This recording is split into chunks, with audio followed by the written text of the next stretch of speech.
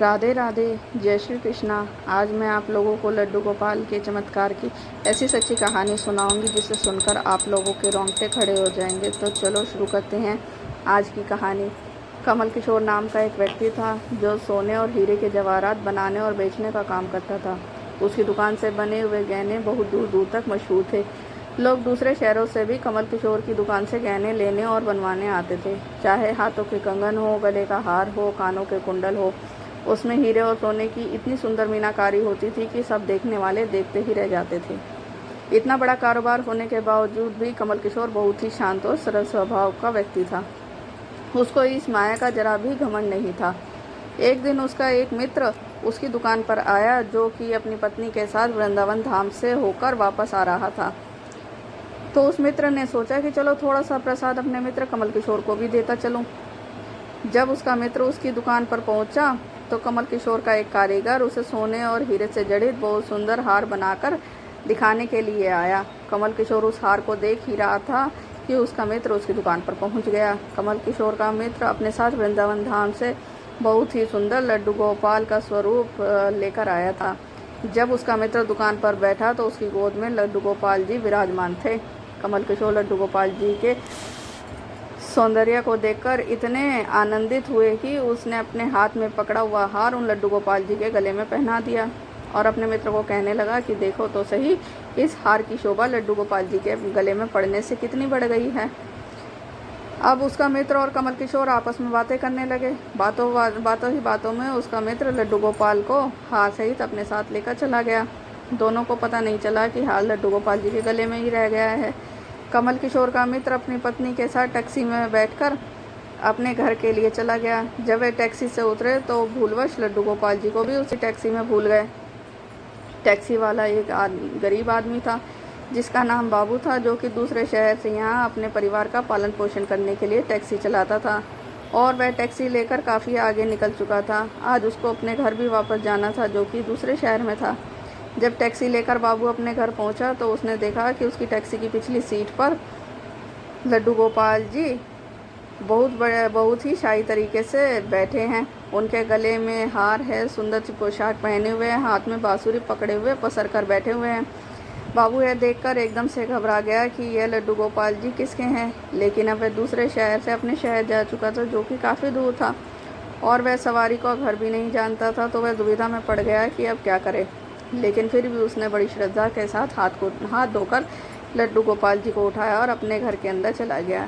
जैसे ही वह अपने घर के अंदर प्रवेश करता है कि उसकी पत्नी ने उसके हाथ में पकड़े लड्डू गोपाल जी को देखा और इतने सुंदर स्वरूप वाले लड्डू गोपाल जी को देखकर उसकी पत्नी ने झट से लड्डू गोपाल जी को अपने पति के हाथों से ले लिया। उसकी पत्नी, जिसकी 8 साल पहले शादी हो चुकी है, उसके अभी तक कोई संतान नहीं थी, लेकिन गोपाल जी को जैसे ही उसने हाथों में लिया उसका वात्सल्य भाव जाग उठा। उसकी ममतामयी और करुणामयी आंखें झरझर बहने लगी। ममतावश और वात्सल्य भाव के कारण ठाकुर जी को गोद में उठाते ही उसको ऐसा लगा जैसे उसने ही अपने ही बच्चे को गोद में उठाया है। उसके स्तनों से अपने आप दूध निकलने लगा। अपनी ऐसी दशा देखकर बाबू की पत्नी मालती बहुत हैरान हुई।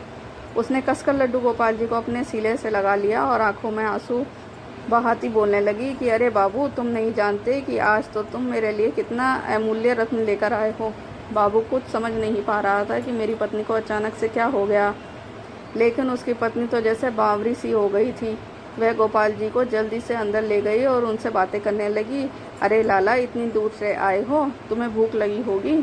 और उसने जल्दी से मधु और घी से बनी चूरी बनाकर गर्म दूध के साथ ठाकुर जी को भोग लगाया। और उधर कमल किशोर जी ने अपनी दुकान पर हार को नहीं देखा तो उन्हें याद आया कि हार तो ठाकुर जी के गले में ही रह गया। तो उसने अपने मित्र को संदेशा भेजा कि अब मित्र का आगे से जवाब आया, अरे मित्र, वह माखन चोर और चिच्चोर सहित हार सहित खुद ही चोरी हो गया है। मैं तो खुद इतना परेशान हूँ। कमल किशोर अब थोड़ा सा परेशान हो गया। इतना कीमती हार ना जाने कहाँ चला गया। मुझे तो लाखों का नुकसान हो गया।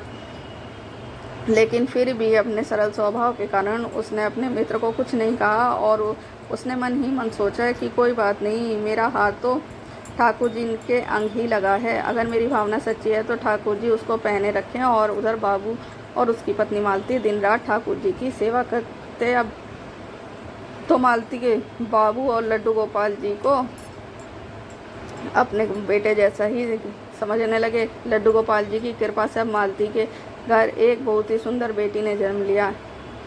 इन सब बातों का श्रेय वह लड्डू गोपाल जी को ही देते कि यह मेरा बेटा है और अब हमारी बेटी हुई है, अब हमारा परिवार पूरा हो गया। मालती लड्डू गोपाल जी को इतना प्यार करती थी कि रात को उठ उठ कर देखने जाती थी कि लड्डू गोपाल जी को कोई कष्ट तो नहीं हो रहा।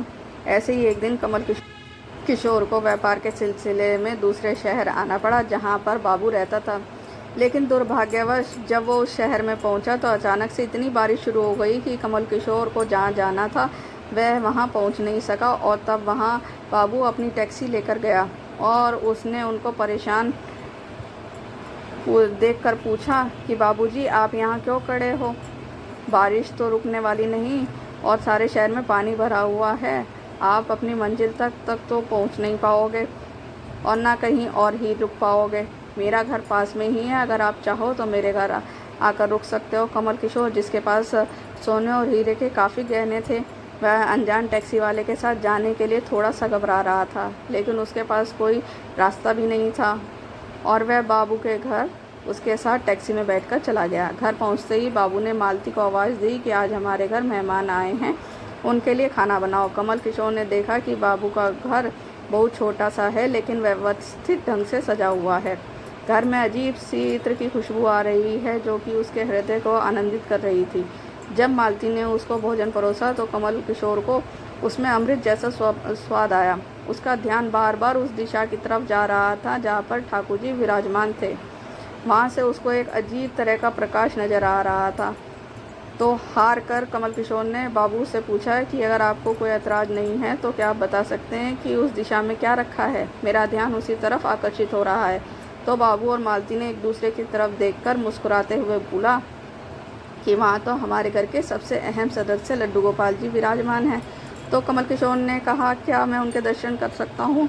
तो मालती ने उनको उस कोने में ले गई जहाँ पर लड्डू गोपाल जी विराजमान थे। कमल किशोर उन लड्डू गोपाल जी के गले में पड़े हार को देखकर एकदम से हैरान हो गया।